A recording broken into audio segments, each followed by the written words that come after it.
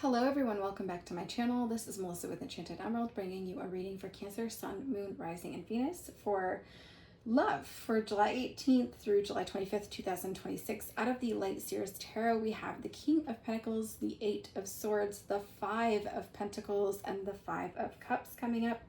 So I feel as though this person that you're dealing with could feel as though they were bound to participate in your union or in this relationship and had to play by a certain set of rules, and they really were not too keen on that. And I feel as though you also felt as though you had to participate in this with, participating, playing by their rules, right? And so you had to follow their rules. It was almost as if you felt it was all a big charade of some sort. And so it kind of left you feeling left out a little bit, feeling lonely, feeling as though you have nobody to turn to, nobody to talk to about it, or maybe perhaps you can't even put your finger on exactly how you feel at this point, so you can't really explain it.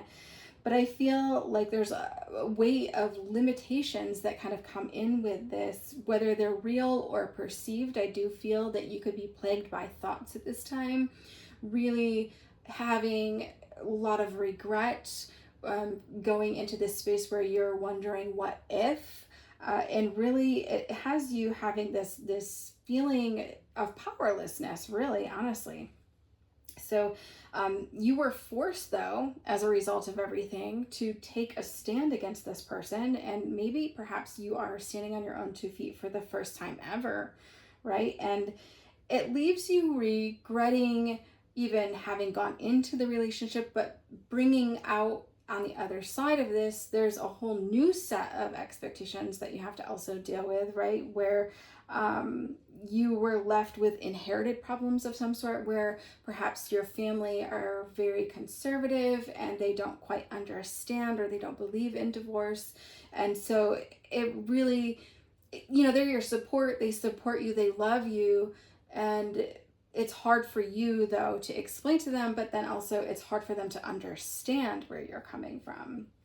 But I think ultimately, this leaving this relationship, it was riddled with conflict, right? And there's this sense that comes in with these regrets that I feel as though you almost wish, like, you know what, maybe I should have stayed to fight, right? Or maybe you're questioning that. And so ultimately, this song by Rihanna, Diamond in the Sky, kind of comes through that. And just remember that diamonds are formed under pressure, okay? So it's really okay for you to feel the weight of this and still move forward or come out on the other side of this, really shedding that past version of yourself, shedding the expectations of others, shedding the opinions of others, right? And being independent, standing fiercely independent and fiercely loyal to yourself, right? You can see that wolf and that King of Pentacles really drawn to that.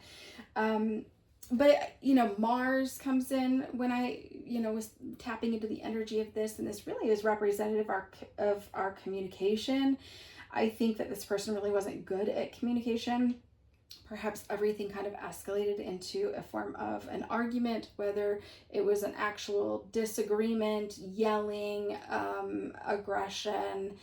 And honestly, it just wasn't that healthy of a situation. And so I get this Bruno Mars song that kind of comes in where they're feeling lonely, or they're feeling the big empty bed, that kind of thing. And I feel as though they have regrets on their end too. And despite having those regrets of not showing you the love that you needed at that time, I think that this person, the sense that I'm getting is that this person may never change, okay? So they're just really feeling your absence. And that's what's bringing in those regrets. If they were to go back, they may have shown you love, right? The deep anger and aggression that come out with that passion, right? That's kind of been repressed. It wasn't a healthy situation, and I don't foresee that person embracing that change at this time. I feel like if you were to go back into that situation, you would feel as though it's going nowhere because it's not going to grow, right? There has to be two willing participants to grow together in order for that to be successful. And I think that this person can only offer you the love that they have achieved for themselves, right? So as far as they've grown, that's the amount of love that they're able to show you. It just feels like an immature type of love, like a puppy love, where this person got you hook, line, and sinker, right? And you were in love with that. It was intense. Not to say that this person's feelings were not genuine, they absolutely were, but I think that they were a little bit more in love with the idea of love. So it kind of swept you up, honestly. It dragged you in and swept you up almost like a tornado, I feel. It happened very quickly, possibly. But this person has a difficult time really connecting with you on a deep level and really sticking to the hard, fast rules that is required of a long-term commitment. So I'm not quite sure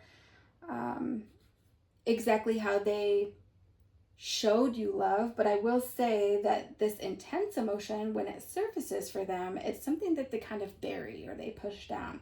It's like they don't exactly know how to express it, or it's uncomfortable for them to feel. It just gets very overwhelming for them, and then as a result of feeling those things, because they're scared, perhaps they push you away. So they might pick fights or self-sabotage. And so this passion that gets buried deep inside then turns into these loud emotional outbursts, which is the anger that kind of surfaces at times, right? So you could feel like you never connected to this person on a deep level. You knew they had some sort of an emotional wall. It would only go so far. And I don't want to say superficial. It was definitely beyond that, but it wasn't quite as emotional depth as you'd really like that to be. And so it ultimately just leaves you in a state of despair. You can see with those fives there, right? Grieving the past, and it's okay to grieve the past. What we don't want you to do is to sit in that energy, right? We don't want you to start to entertain those what if thoughts. We have to really stick to rational thinking. And do not allow yourself to romanticize this connection.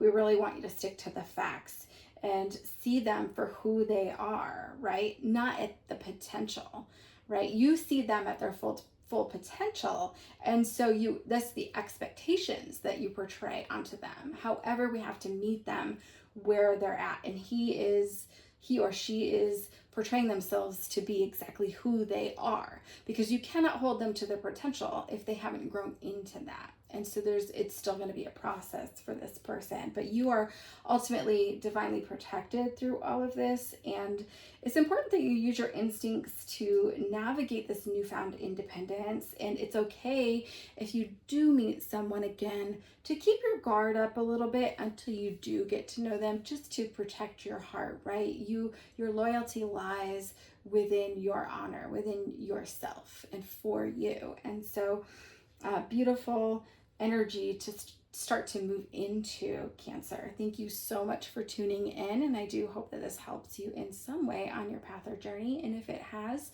please don't hesitate to hit that like, subscribe, comment below, let me know how things are going, and I will be back, of course, with another read for you guys again soon. Thank you so much. Take care.